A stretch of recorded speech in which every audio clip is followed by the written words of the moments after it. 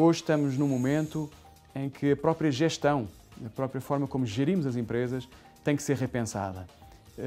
Nós vemos que há um conjunto de desafios tecnológicos, de desafios geracionais, demográficos, de sustentabilidade, e isso reflete-se necessariamente também numa forma diferente de gerir as empresas.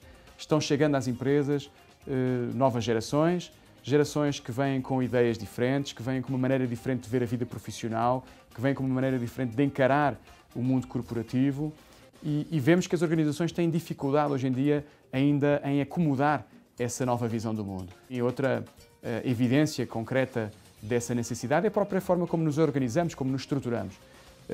Nós vemos que aquela noção departamental das empresas, em que os recursos estão confinados em silos, em caixas, isso hoje em dia ruiu, não é? Isso já não faz mais sentido.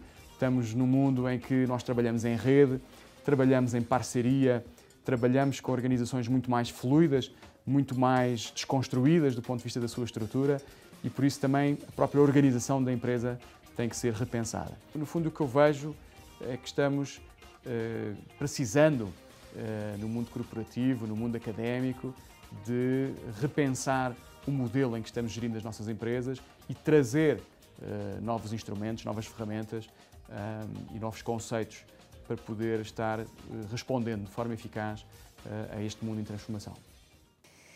Interessante essa colocação do vice-presidente da EDP, né? Aliás, é uma empresa que, ao longo dos últimos anos, pegou muito bem esse gancho de se transformar. É uma empresa que trabalha, atua num mercado regulado, sem muita inovação, mercado de energia, e que conseguiu, através dos seus executivos, da estratégia e de um projeto bem estruturado, implementar ações inovadoras, seja no desenvolvimento das pessoas, mas também em novas tecnologias. O que a gente conversou muito foi de inovação, né? Ou seja, o tema inovação é um tema muito importante quando você fala em transformação organizacional.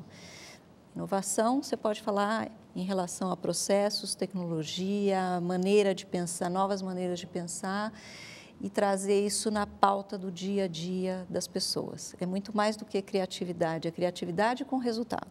Eu vou saber aqui do Alexandre, o que você acha desse tema? Você percebe que o mundo lá fora se transformando impacta aqui dentro? O fato de que a economia brasileira, como de outros países emergentes, está numa situação melhor do que as economias dos países desenvolvidos, joga a luz, chama atenção para o que está acontecendo aqui no Brasil.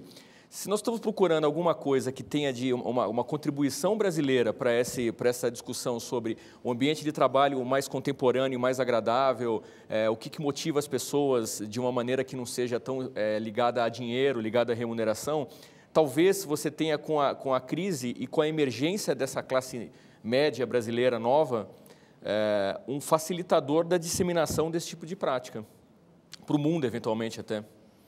Na Braskem, como é que essa mudança macroeconômica está impactando aqui no âmbito da transformação organizacional? As macro tendências ou macro afetos, macro mudanças na economia não mudam aonde nós queremos chegar. Elas dão um recheio para validar qual é a nossa estratégia de longo prazo e o que nós devemos, às vezes, dar uma mudança leve no nosso rumo onde vamos chegar. Ajuste de velas. Ajuste de velas, mas não mudar a essência da minha companhia a cada mudança de macro tendência. Então, se eu tenho certeza da minha estratégia de longo prazo, essas macro tendências dão um recheio de validação do que eu preciso ajustar e daquilo que eu preciso continuar mantendo. Por exemplo, no caso da Braskem, a nossa decisão de continuar sendo uma empresa global. Não há mudança que aconteça hoje no mundo que vai mudar a nossa orientação de ser uma empresa brasileira internacionalizada. E para a Itautec, toda essa mudança, todo esse cenário macroeconômico, qual é o impacto?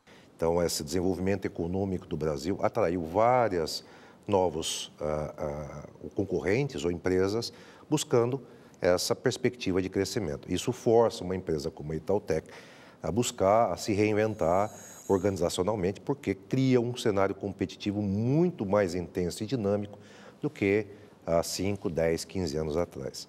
Ao mesmo tempo, criou para a empresa uma perspectiva de também poder se internacionalizar. Então, essa coisa da busca pela inovação dentro da empresa de tecnologia, numa empresa como a Itautec, ela já deixou de ser uma necessidade para criar um diferencial competitivo, mas uma necessidade, inclusive, para a sobrevivência. E isso, evidentemente, causa uma perspectiva de uma transformação organizacional quase que contínua. Karen, tem inovação nessa área, transformação organizacional, e você poderia citar inovação aí? Eu me preocupo muito com modismos, né? Modismos que muitas vezes vêm de mercados, que nós estamos comentando aqui, que não são os nossos mercados, que não têm a ver com a nossa cultura, que não têm a ver com o DNA da cultura da empresa. Eu acho isso muito perigoso, né? Você trazer algo novo, tentar implementar sem ter lido o ambiente.